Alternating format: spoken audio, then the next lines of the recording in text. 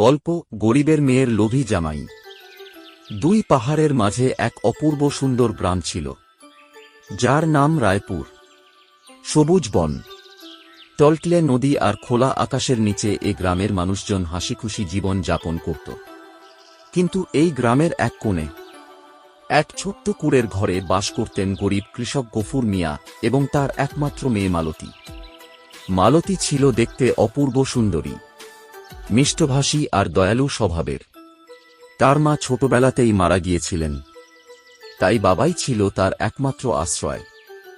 দারিদ্র্য থাকলেও তাদের সংসারে ভালোবাসার কোনো অভাব ছিল না। কিছুদিন আগে মালতীর বিয়ে হয়েছিল পাশের গ্রামের এক সম্ভ্রান্ত পরিবারের ছেলের সাথে। ছেলেটির নাম আব্দুর রহিম। দেখতে সুন্দর, পোশাকে আশাকে অভিজাত, কথায় মিষ্টি। কিন্তু তার একটি দোষ ছিল, সে ছিল অত্যন্ত লোভী ও অসৎ। বিয়ের আগে এসব কেউই জানত না, এমনকি মালতী নিজেও না। বিয়ের পর প্রথম দিকে সবকিছু ঠিকঠাক চলছিল, কিন্তু ধীরে ধীরে আব্দুর রহিম তার আসল রূপ দেখাতে শুরু করল। সে মালতীর বাবার কাছ থেকে টাকা পয়সা, গয়না আনার জন্য চাপ দিতে লাগল। গফুর মিয়া গরিব মানুষ, তবুও মেয়ের সুখের জন্য যতটুকু পারতেন দিতেন।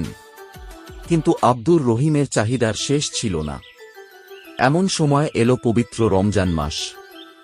মালতী রোজা রাখত, নামাজ পড়ত, সৃষ্টিকর্তার কাছে শান্তি প্রার্থনা করত।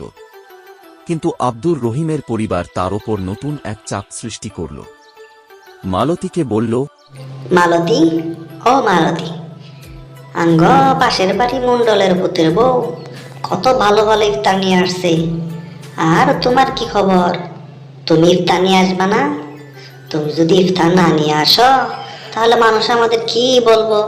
যাও যাও, বাপের বাড়ি থেকে ভালো ভালো ইফতার নিয়ে আসো। আব্দুর রহিম হুকুমের সুরে বলল।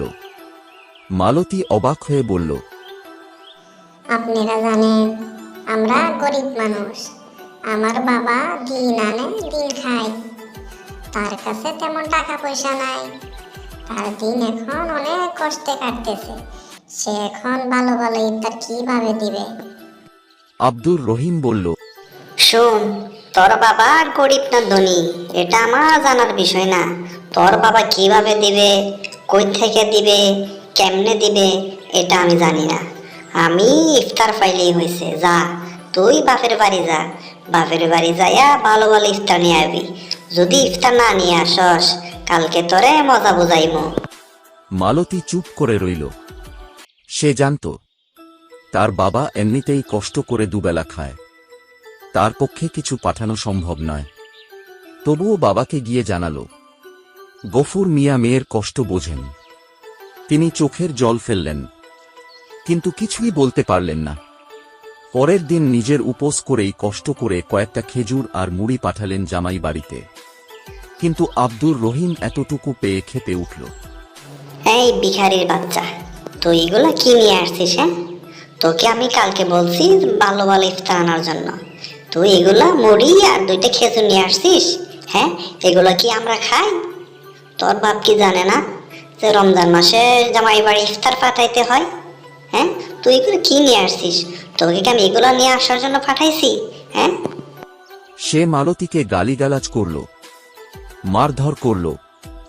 মালতীর চোখে জল এলো, কিন্তু সে কিছু বলল না। সে জানত ধৈর্যই তার সবচেয়ে বড় অস্ত্র।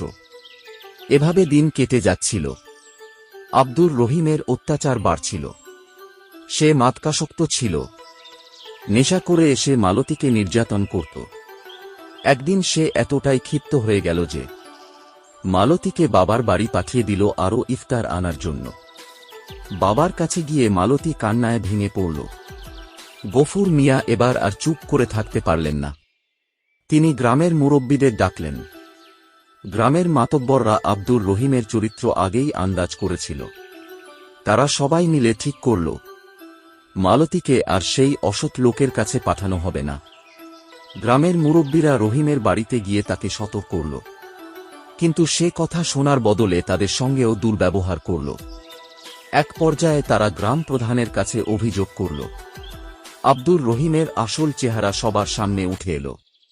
বড়দের সিদ্ধান্ত অনুযায়ী মালতীকে তালাক দেওয়া হলো। প্রথমে কষ্ট হলেও পরে সে বুঝতে পারল এটাই তার মুক্তি। মালতী আবার বাবার বাড়িতে ফিরে এলো। গরিব হলেও অন্তত শান্তি পেল। কয়েক মাস পর এক দয়ালু ও সৎ মানুষের সঙ্গে তার বিয়ে হয়। এবার সে সত্যিকারের সুখ পেল, যেখানে লোভ অত্যাচার নয়, বরং ভালোবাসা ও সম্মানের মূল্য ছিল। আর আব্দুর রহিম, তার মন্দ কাজের শাস্তি একদিন ঠিকই হয়েছিল। গ্রাম থেকে তাড়িয়ে দেওয়া হল, আর সে নিজের লোভের কারণে নিঃস্ব হয়ে গেল। গল্পের শিক্ষা হল, জীবনে ধৈর্য ও সততার জয় হয়। কখনো অন্যায় বা লোভের কাছে মাথা নত করা উচিত নয়। নতুন নতুন ভিডিও পেতে সাবস্ক্রাইব করুন এস বাংলা অ্যানিমেশন চ্যানেল।